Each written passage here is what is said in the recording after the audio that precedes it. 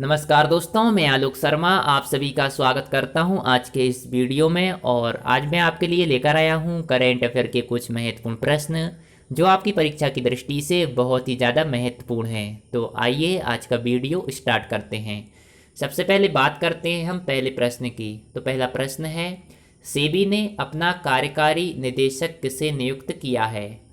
तो हाल ही में सेबी ने अपना कार्यकारी निदेशक नियुक्त किया है जीपी गर्ग को। इसके पहले वह सेबी में मुख्य महाप्रबंधक थे। और बात करें यदि सेबी की, तो सेबी का फुल फॉर्म होता है security and exchange board of India. इसकी स्थापना हुई थी 12 अप्रैल 1988 को और इसका मुख्यालय स्थित है मुंबई, महाराष्ट्र में। अब हम बात करते हैं अगले प्रश्न की। तो अगला प्रश्न है, भारत अरुण 3 जल विद्युत परियोजना निर्माण में किसकी सहायता कर रहा है? किस देश की सहायता कर रहा है? तो भारत अरुण 3 जल विद्युत परियोजना निर्माण में सहायता कर रहा है नेपाल की। अरुण 3 नेपाल की सबसे बड़ी जल विद्युत परियोजना है जिसका निर्माण नेपाल भारत की सहायता से कर रहा है। इस परियोजना को नेपाल ने 1992 में प्रारंभ किया था। नेपाल की बात करें तो नेपाल की राजधानी है काठमांडू और नेपाल के मुख्यमंत्री हैं केपी शर्मा ओली। अब हम बात करते हैं अगले प्रश्न की। तो अगला प्रश्न है, मंडू आडीही रेलवे स्टेशन का नाम बदलकर क्या कर दिया गया है? तो मंडू आडीही रेलवे स्टेशन का नाम बदलकर कर दिया गया है बनारस।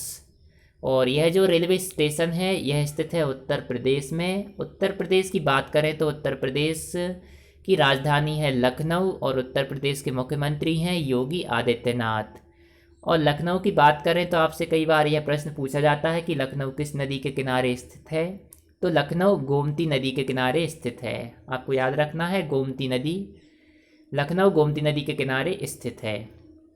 उत्तर प्रदेश में ही सर्वाधिक कोविड-19 के टेस्ट किए गए हैं। तो सर्वाधिक कोविड-19 टेस्ट करने वाला राज्य भी उत्तर प्रदेश है। और इसके अलावा जो मनरेगा के तहत रोजगार प्रदान किए जाते हैं उसमें भी सर्वाधिक रोजगार प्रदान करने वाला राज्य उत्तर प्रदेश है।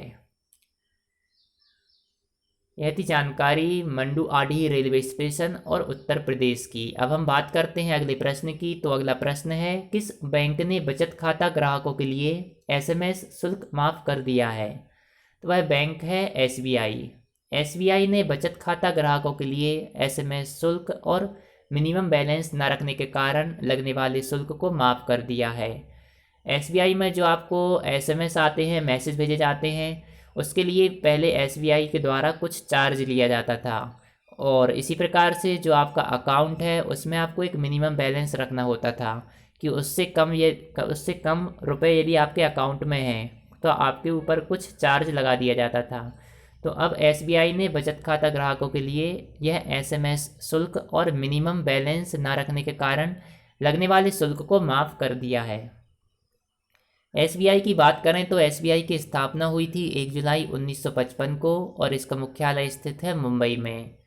इसके चेयरमैन हैं रजनीश कुमार। अब हम बात करते हैं अगले प्रश्न की। तो अगला प्रश्न है, कौन सा राज्य 1 सितंबर को पुलिस दिवस के रूप में मनाने जा रहा है? तो वह राज्य है पश्चिम बंगाल। कोविड-19 के समय बहुत से जो पुलिसकर्मी हैं उनकी मृत्यु हो गई है, उनको कोविड-19 हो गया है।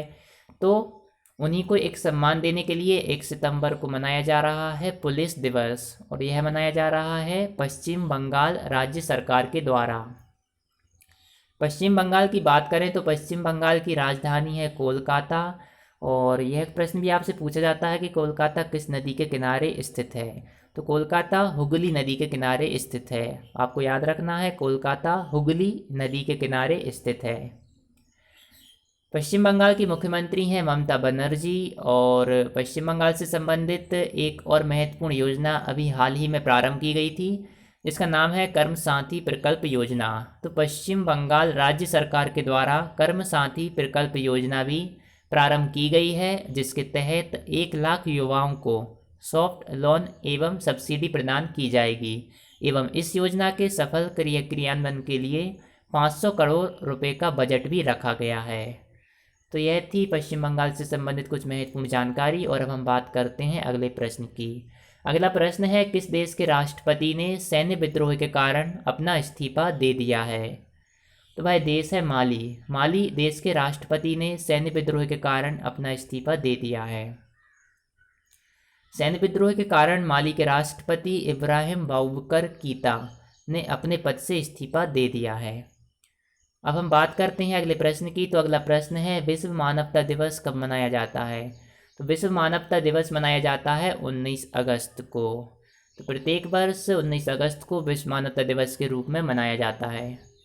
अब हम बात करेंगे आज के प्रश्न की। तो आज का प्रश्न है, अशोक लवासा ने किस पद से इस्तीफा दे दिया है? और इसका आंसर आपको कमेंट में देना है, और इसके साथ में यदि आप कुछ सुझाव देना चाहते हैं तो वह सुझाव भी आप कमेंट में दे सकते हैं।